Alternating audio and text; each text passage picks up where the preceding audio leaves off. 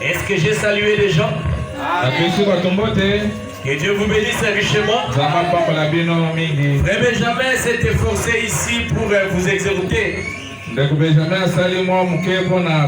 afin de nous élever dans un standard acceptable. Quand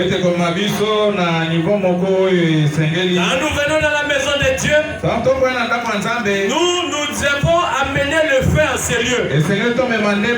Ces lieux ici, c'est juste un bâtiment que nous avons aménagé pour pouvoir adorer les seigneurs.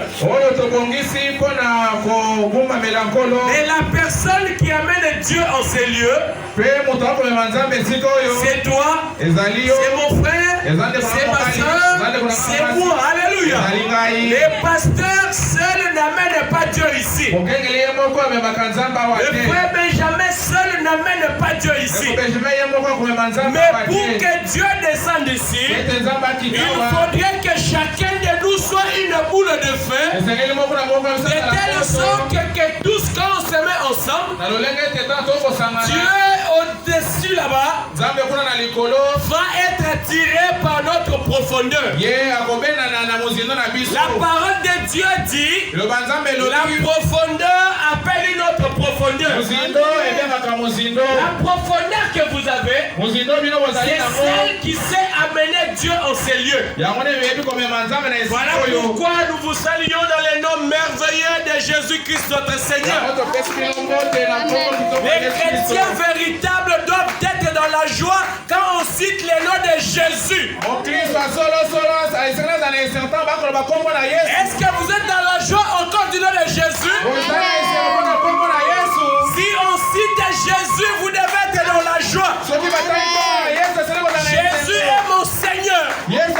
Jésus est mon Dieu. Jésus est mon libérateur. Jésus est mon tout en tout. C'est lui le Jéhovah Rapha. C'est lui le grand guérisseur. C'est lui qui combat pour mes problèmes.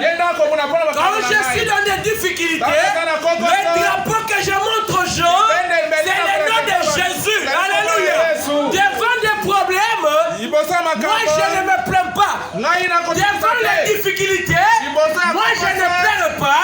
Pourquoi? Parce que je monte à mes problèmes Jésus. Alléluia.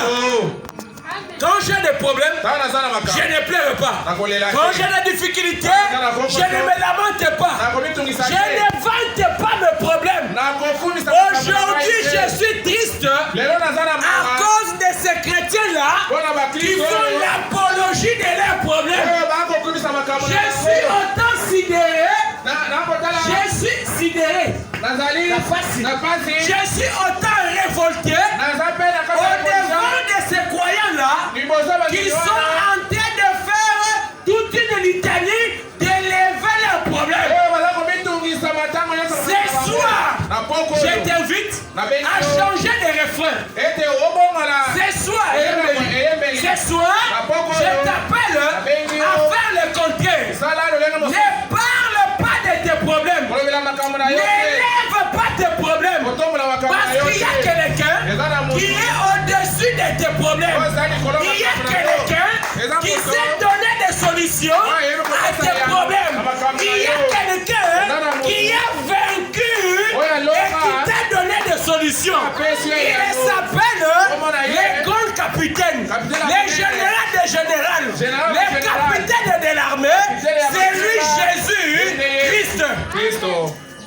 On ne peut pas trouver dans une église les gens en train de se réjouir quand on parle du nom de Branham, mais quand on parle de Jésus, les gens sont comme s'il n'y a rien.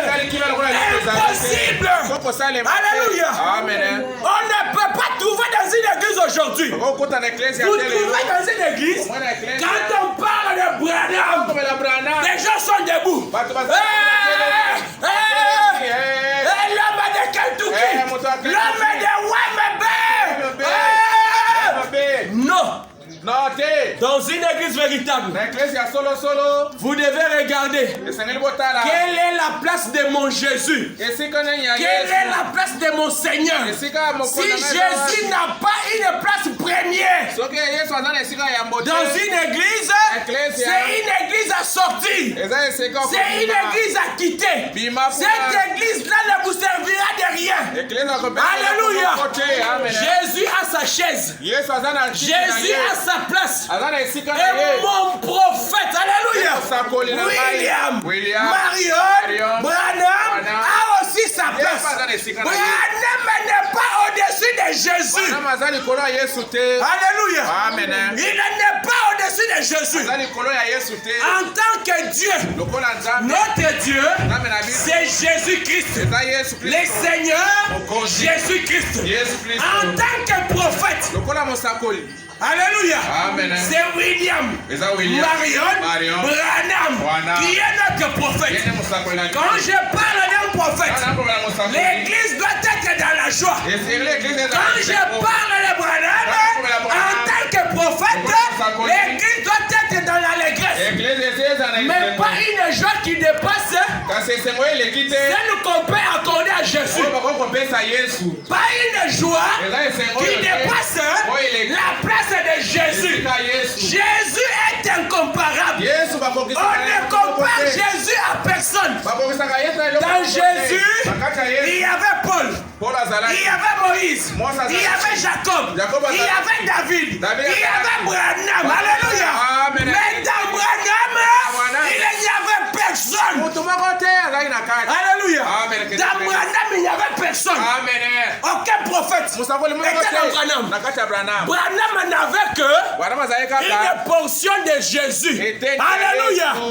Mais pour la génération ici, il est la seule personne, alléluia, qui a reçu la grande quantité plus que n'importe qui. Dans cette génération, personne, et alors personne ne recevra la dimension que William Branham, WMB, alléluia, a reçu. Aucune personne. C'est ainsi, les Éphésiens 4, que nous sommes, alléluia. Moi je suis un Éphésiens 4. Le pasteur Baout c'était l'Éphésiens 4. Le pasteur Dioka Éphésiens 4. Frère Franck Éphésiens 4. Kakou Philippe. Si nous croyons au message, c'est un Éphésiens 4. Alléluia. Aucun homme dans cette génération n'est au-dessus de William Branham, le chef de la génération. Je ne dis pas le chef du monde. Alléluia. Je dis le chef de la génération. L'étoile. Alléluia. Église. Dans la main de Dieu. Il y avait combien d'étoiles? Il y en avait 7. Alléluia. Une pour Éphèse, une pour Smyrne, une pour Pergame, une pour Philadelphie, et ainsi de suite jusqu'à la Odyssée. Autant qu'Éphèse avait son étoile, autant que Smyrne avait son étoile, la Odyssée aussi a reçu son étoile. Alléluia. Et l'étoile de la Odyssée, en dehors de Jésus, elle brille plus que tout le monde. Alléluia. Aucune étoile à part Branham ne va briller plus que les prophètes. Alléluia. C'est ça la vérité. Et nous croyons comme ça. Aucune personne ne viendra dire le contraire. C'est lui qui dit le contraire. Soit il est mal enseigné, ou soit il ne connaît rien. Deux possibilités. La troisième, il n'y en a pas. Alléluia. C'est ça la vérité. Aucun prophète n'est remplaçable. On ne remplace pas un prophète. Mais quand un prophète vient, on est là pour prendre son message et commencer à le véhiculer. Alléluia. Oh pasteur, comment tu dis ça? Ce soir, nous parlerons de ça. Levez-vous bien aimés. Nous allons lire la parole. Alléluia. Ça c'est la vérité. Ça c'est la vérité de Dieu. Elle restera inchangée. Aucune personne ne changera cette vérité. Alléluia, alléluia. Amen. Prenons la Bible dans le livre de Habakkuk, le chapitre 2. Nous prenons à partir du premier verset. Parce que je sais que vous connaissez les textes habituels que nous lisons ces derniers temps. Nous lisons avec vous dans Ézéchiel 12, 13, 14. Donc aussi avec vous dans le livre des Nombres. Au-delà des Nombres, nous lisons 1 Corinthiens chapitre 3. À partir du verset 6 jusqu'à vers 12. Où est-ce qu'il est dit que celui qui plante, c'est une autre personne. Celui qui arrose, c'est une autre personne. Mais l'importance, alléluia, n'est ni entre celui qui plante, ni celui qui arrose. Mais l'importance est dirigée vers celui qui fait germer. Alléluia. Celui qui plante n'est rien. Celui qui arrose n'est rien. D'ailleurs, entre celui qui plante, malgré qu'il plante, il n'a pas la capacité de faire son germer. Celui qui arrose, malgré qu'il arrose, il n'a pas la capacité de faire germer. C'est lui qui fait germer, c'est l'être invisible. Alléluia. C'est lui dont j'ai parlé ici. Le Seigneur est sauvé. Jésus-Christ, c'est lui le Dieu véritable. Voilà pourquoi Paul dit, j'ai posé les fondements, que c'est lui qui j'ai posé comme un sage architecte, que c'est lui qui viendra bâtir dessus. Fasse aussi attention. Alléluia. Parce que s'il ne fait pas attention, il portera la lourde peine. Voilà pourquoi ce soir, nous depuis un temps, nous avons commencé à prêcher à Kadesh Barnea. Et prêchant Kadesh Barnea, nous sommes en train de poser sur le fondement que Paul avait posé. Mais ce fondement-là a été en Laodicée renouvelé. Alléluia. Éclairé par qui? Par un prophète. Alléluia. Ainsi nous ce soir, en ce temps du soir, nous avons un fondement qui est le message de l'air. Parce que le message de l'air, c'est l'interprétation de cette Bible ici, qui est la nourriture, cette interprétation-là. La nourriture qui nous donne la foi pour l'enlèvement. Alléluia. Voilà pourquoi, au-delà des écritures que vous connaissez, nous ajoutons ce soir Habakkuk chapitre 2. Je vais prendre à partir du premier verset et on va se limiter, je pense, au verset 3 et au verset 4. Nous lisons ceci. J'étais à mon poste et je me tenais sur la tour. Je veillais pour voir ce que l'Éternel me dirait. Vous comprenez? J'étais sur la tour. Je me tenais à mon poste. Et je regardais pour voir ce que l'Éternel me dirait. Et ce que je répliquerai après ma plainte. L'Éternel m'adressa la parole et il me dit, écris la prophétie. Alléluia. Grave-la sur les tables, sur les tables, afin qu'on la lise couramment. Car c'est une prophétie dont le temps est déjà fixé. Car si elle tarde, attends-la. Alléluia. Église, quand une prophétie tarde, qu'est-ce qu'il faut faire? Il faut l'attendre. Car elle s'accomplira. Elle s'accomplira certainement. Voici son âme s'est enflée, elle n'est pas droite en lui, mais le juste vivra par la foi. Alléluia. Christ rouge gauche tabernacle, criez, le juste vivra par la foi. Le juste vivra par la foi. Père bien-aimé, Seigneur Jésus, nous t'avons adressé, mon Dieu, mon roi, nous t'adressons à ce moment ces paroles, parce que nous avons lu la parole de Dieu dans la Bible, comme nous le savions lire. Mais la seule personne qui peut donner l'interprétation, c'est toi, c'est Jésus. Nous voulons que la pensée cachée derrière ces textes, la pensée du message du temps de la fin, soit à nous afin que nous puissions marcher dans la lumière. Fais-le pour ta gloire. Envoie l'onction pour les services. Au nom de Jésus-Christ, et prions ainsi. Amen. Amen. Vous pouvez vous mettre. Nous sommes très heureux, bien-aimés frères et sœurs, que vous soyez cet après-midi très nombreux dans cette maison de Dieu. Parce que cet après-midi, Dieu nous a réunis selon les rendez-vous chrétiens que nous avons dans cette église. Et nous sommes en train de voir avec vous à Kades Barnea. Et Kades Barnea, c'est vraiment le lieu où nous sommes en train d'être formés. Après avoir vu la révélation, après avoir vu la pensée sur le sang, nous sommes en train de voir avec vous la pensée sur le prophète. Et comme nous sommes en train de voir la pensée sur le prophète, nous sommes là en train d'examiner et d'étudier face à face, dans tous les sens, l'importance d'un prophète. Nous sommes en train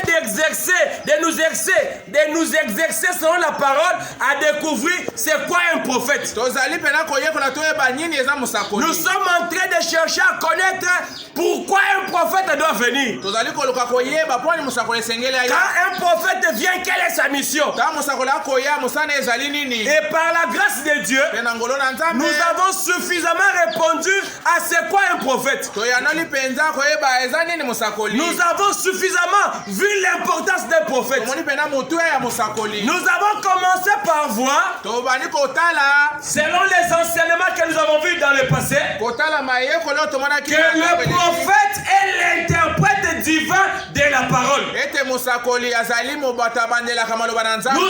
vu avec vous que le prophète est l'ami de Dieu. Nous avons vu avec vous que le prophète est l'associé de Dieu. Nous sommes montés jusqu'à voir que le prophète est l'œil de Dieu. Nous avons vu que le prophète est la bouche de Dieu. Alléluia. Amen. Tous ces éléments ici sont des éléments qui nous montrent ce qui est un prophète. Nous avons vu dans la parole, nous avons lu dans le message ce que c'est un prophète et c'est quoi l'importance d'un prophète. Alors bien aimés frères, nous sommes allés jusqu'à voir qu'un prophète c'est l'absolu. Longo. Amen. Un prophète c'est l'absolu. Longo. Oui, longo. Ngo. Oui, longo c'est absolu. Je vais expliquer. Comprenez à Lingala que le prophète c'est Longo. C'est quoi Longo? Longo c'est la référence finale. Alléluia. Amen. Vous comprenez? Un prophète est la référence finale. Un prophète est l'amen. Vous comprenez? Le prophète dans un âge, c'est lui l'amen. Ainsi soit-il. Vous comprenez? C'est ça un prophète. Maintenant, bien aimés frères et sœurs, quand un prophète vient, nous avons vu que tout le monde de sa génération doit conjuguer les choses au temps du prophète. Je voudrais que vous puissiez bien entendre ça. Je répète, oui, vous devez bien interpréter. Tout le monde, dans une génération, quand un prophète vient, doit conjuguer,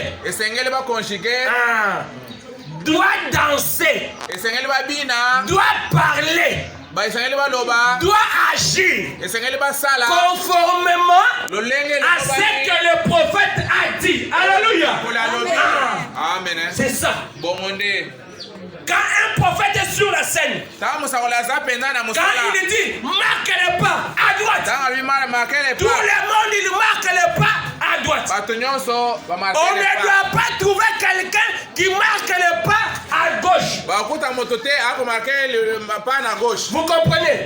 C'est ça un prophète. Un prophète, c'est quelqu'un qui vient rassembler les écritures de son temps. Et il en donne l'explication. Regardez ce que Frère Branham me dit.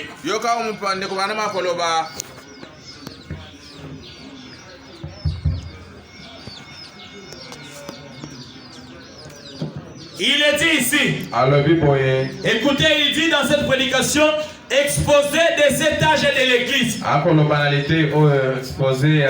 avant de prendre l'exposé des étages de l'église, je vais prendre avec vous les événements modernes rendus clairs par la prophétie.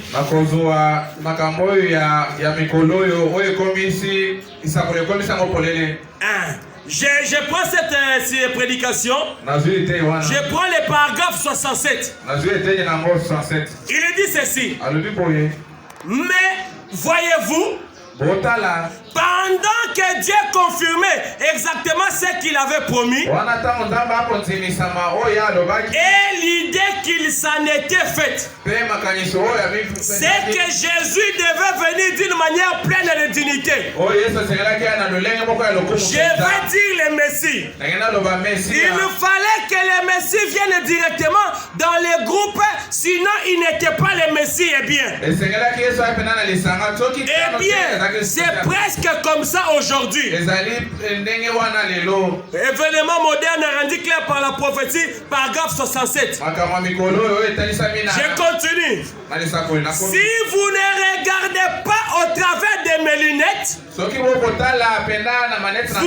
verrez rien du tout. Voyez-vous, c'est exactement comme ça. C'est la vérité. Nous n'avons vraiment pas envie de l'admettre, mais c'est l'absolue vérité. Alléluia. Quand on regarde dans les lunettes du prophète, c'est la vérité. Alléluia. C'est ça qu'il dit ici. Donc, dans un âge, dans une génération, si vous voulez connaître la vérité, si vous voulez voir la réalité, il faut regarder quoi? Par quelles lunettes? Par les lunettes du prophète. Alléluia. J'ai dit l'autre fois que vous devez vous habituer. Quand j'ai dit Branham a dit, là-bas vous devez dire qu'est-ce qu'il dit. Alléluia. Parce que c'est lui la main finale. C'est lui l'absolu. Alléluia. Écoutez ce que Branham a dit. Allez-y. Qu'est-ce qu'il dit? Je suis dans ma prédication au paragraphe 68. Donc au paragraphe 67, nous devons comprendre que pour voir clair, il faut regarder dans les lignes de Guy les lunettes du prophète. Au paragraphe 68, là il explique que l'interprétation de la parole ne vient que par le prophète. 68. Dans Hébreu 1:1, Dieu a autrefois écrit la Bible. par les moyens qu'il avait lui-même choisi. Alléluia. Dieu a écrit la Bible par les moyens qu'il avait lui-même écrit et choisi. Et laissez-moi vous dire ce soir, le moyen que Dieu avait choisi pour écrire la Bible, c'était par des prophètes. La Bible a été écrite par plusieurs prophètes à des temps différents. Mais pour montrer que la Bible est un livre vrai, aucun prophète n'a contredit notre prophète. Au contraire, chaque prophète qui venait écrivait dans l'harmonie. Alléluia. C'est pourquoi maintenant, notez que la Bible a été écrite par un prophète. La Bible a été écrite par des prophètes. Et c'est lui qui peut interpréter la Bible. C'est seulement le prophète. Il ne l'a jamais écrite par des théologiens. Vous écoutez? La Bible n'a jamais écrite par des théologiens. Jamais. Et il ne l'interprète non plus par des théologiens. Église, il c'est qui? La Bible a été écrite par des... la Bible n'a jamais été écrite par des théologiens. Et il ne l'interprète non plus par des théologiens. Il c'est qui? Il c'est qui? Il ne l'interprète jamais par des théologiens. Il c'est Dieu. Alléluia. Dieu n'interprète jamais la Bible par des théologiens. Autant qu'il n'avait pas accepté que les théologiens écrivent la Bible, il n'accepte jamais aussi que la Bible soit interprétée par des théologiens. Mais Dieu accepte que la Bible soit interprétée par qui? Dieu accepte que la Bible soit interprétée par les mêmes personnes qui ont écrit la Bible. Qui ont écrit la Bible, Église? Le prophète. Alléluia. Plusieurs prophètes ont écrit la Bible. Et Dieu accepte, Dieu agrée que la Bible soit interprétée par des prophètes. Alléluia. C'est pourquoi il dit ici. Et il ne l'interprète non plus par des théologiens. Jamais il n'y a eu un temps où les théologiens aient eu une interprétation de la parole de Dieu. Alléluia. Jamais. Il n'y a eu un temps où Dieu a autorisé que les théologiens interprètent la Bible. Mais aujourd'hui, nous avons beaucoup de théologiens. Si vous trouvez quelqu'un qui dit que moi, je suis le successeur de Branham, moi, je suis le successeur du prophète, c'est un théologien. Si vous trouvez quelqu'un qui dit que Branham est Dieu, c'est un théologien. Il interprète la Bible. Si vous trouvez quelqu'un qui adore Branham, c'est un théologien. Il ne comprend rien. C'est normal qu'il ne comprenne pas. Parce que ce n'est pas son rôle. Ce n'est pas son devoir d'interpréter la Bible. Il est sur un terrain glissant. Il est à la place qu'il ne faut pas. C'est pas son problème. Alléluia. Maintenant l'interprétation vient de qui? Il continue de dire. L'interprétation vient uniquement à un prophète. Église, vous comprenez? Événement moderne rendu clair par la prophétie, paragraphe 67-68. L'interprétation de la parole de Dieu vient uniquement à qui? À un prophète. Quand on dit uniquement, est-ce qu'il y a une autre possibilité? C'est verrouillé. C'est fermé. Si on était au Congo, si on était dans le domaine du Congo, on allait dire ne touchez pas à mon D120. Allez, vous connaissez les D120? Dans la Constitution, quand le législateur a élaboré la Constitution, ils ont mis plusieurs articles ouverts et des articles verrouillés.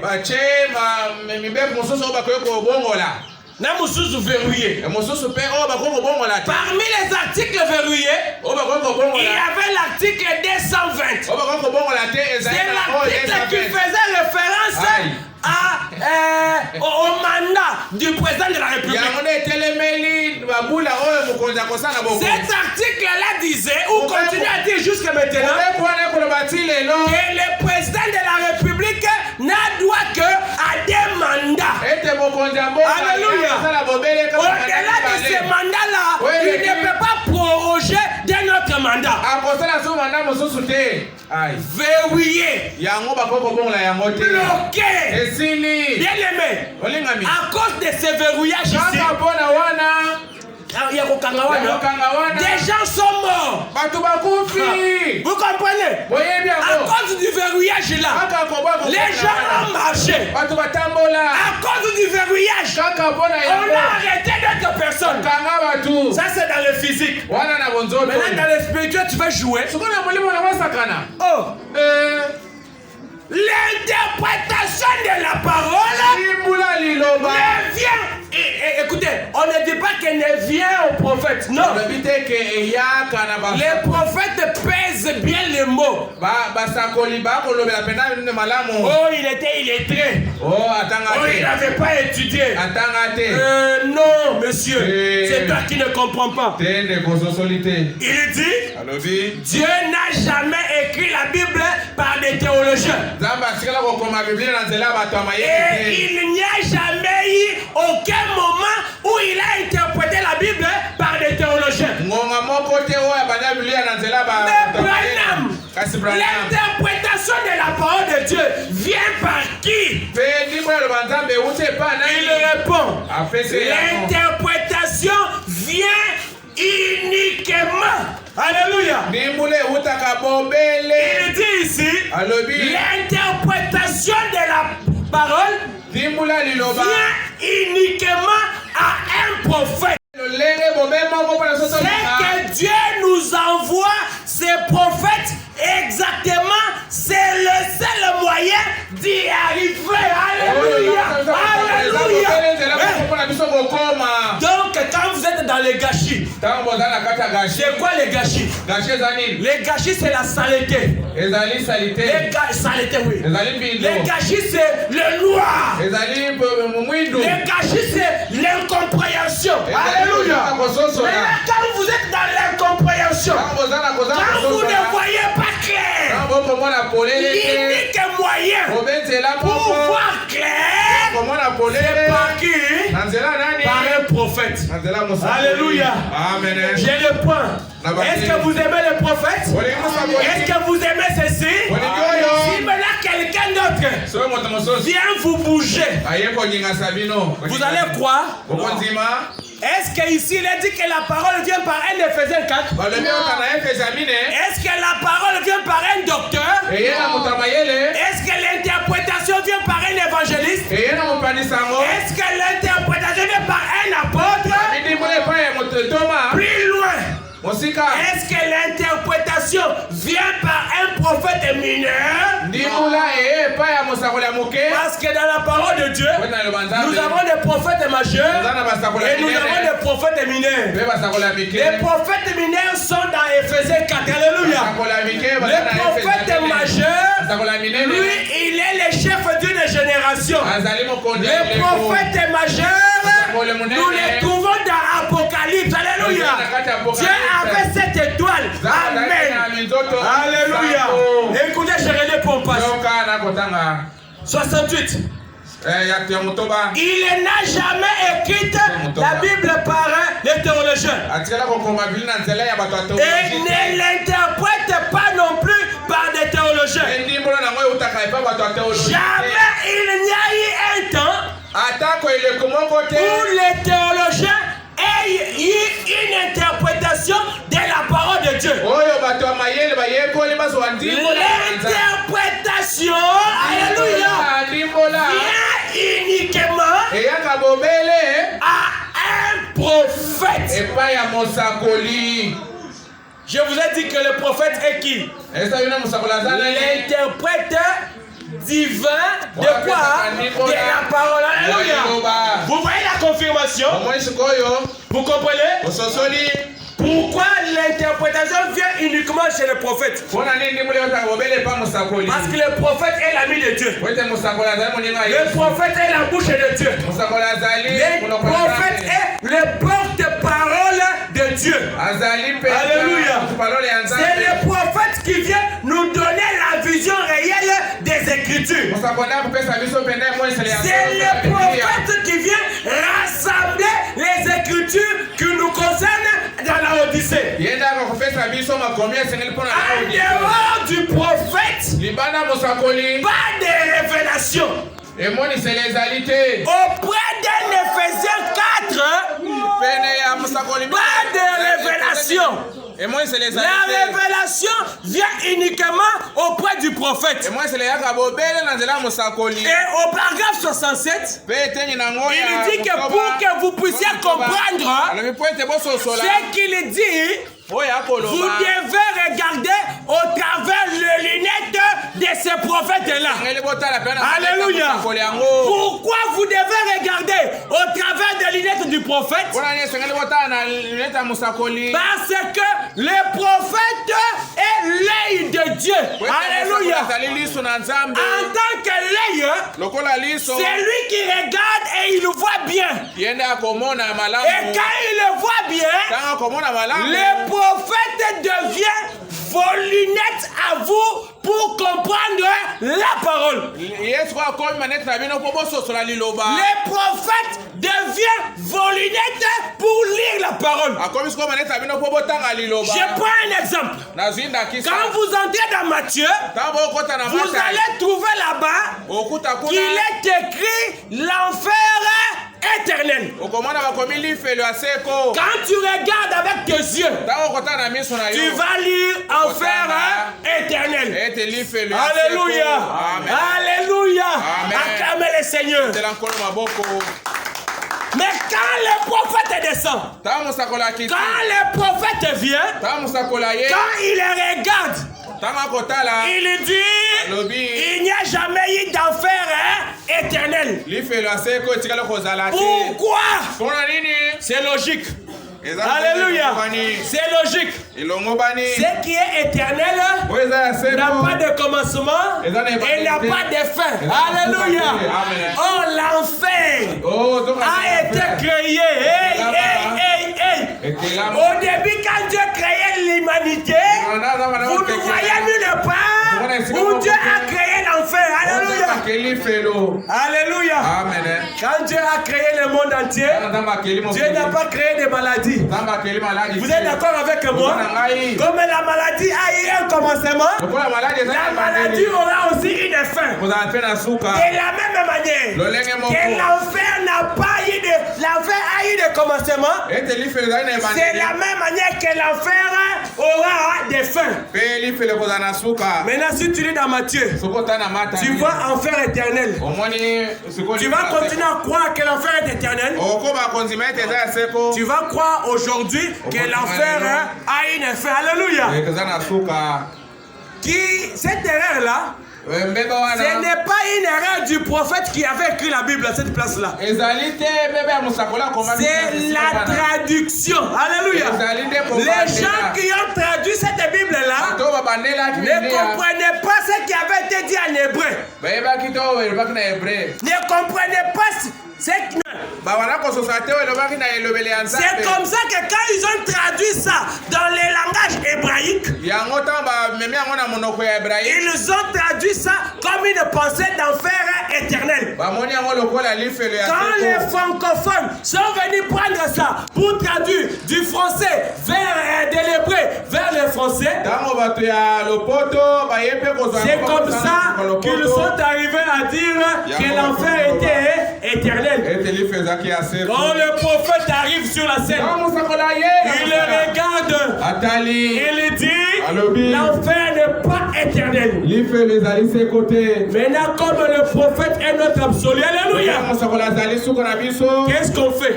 Nous croyons ou nous refusons? Ah, c'est pourquoi j'ai dit le prophète est l'amen. Le prophète est la référence finale. Alléluia. Donc le prophète est l'œil de Dieu. Pour comprendre la Bible, nous devons la regarder au travers des lunettes du prophète. Vous avez compris?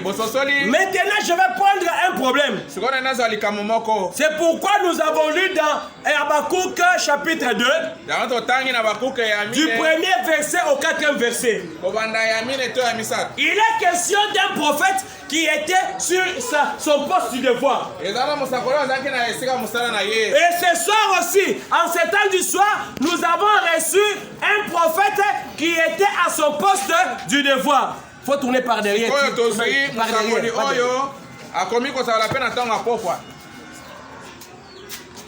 Je vais aller vite. Je disais que nous avons trouvé un prophète qui était à son poste du devoir. Et comme il était à son poste du devoir, il s'est posé des questions. Et Dieu est descendu pour les répondre. Quand Dieu est descendu pour les répondre, Dieu lui a montré une prophétie. Et il lui a dit de graver cette prophétie-là. Alléluia. On lit, il dit ceci. L'Éternel m'adressa. J'ai trop. On est en train de filmer. Il faut tourner derrière Nicolas. Il ne faut pas passer devant la caméra. Il dit. L'Éternel m'adressa la parole et il dit. Écris la prophétie. Grave là sur des tables. Afin que l'on la lise couramment. Maintenant, quand on sera en train de la lire, qu'est-ce qu'il faut faire? Car c'est une prophétie dont le temps est déjà fixé. Elle marche vers son terme. Elle s'accomplira. Et elle s'accomplira certainement. Bien-aimés frères, je crois qu'on va terminer par ça. En ce temps du soir, nous avons reçu plusieurs prophéties par notre prophète William Marion Branham.